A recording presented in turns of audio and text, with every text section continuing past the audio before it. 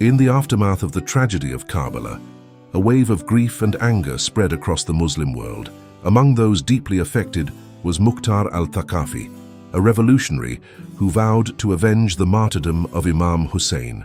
Mukhtar gathered supporters in Kufa, forming an army dedicated to bringing justice to the killers of Imam Hussain. His uprising began in 685 AD, driven by a fierce determination to punish those responsible for the heinous crimes at Karbala.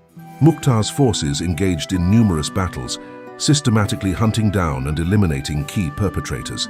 Among those killed were Umar ibn Sa'ad, the commander of Yazid's army, and Shimr ibn Dhil Jawshan, infamous for beheading Imam Hussain. Mukhtar's movement was not just about revenge. It aimed to restore justice and uphold the values Imam Hussain sacrificed his life for. His campaign brought a sense of closure and justice to the grieving hearts of many followers of Ahlulbayt.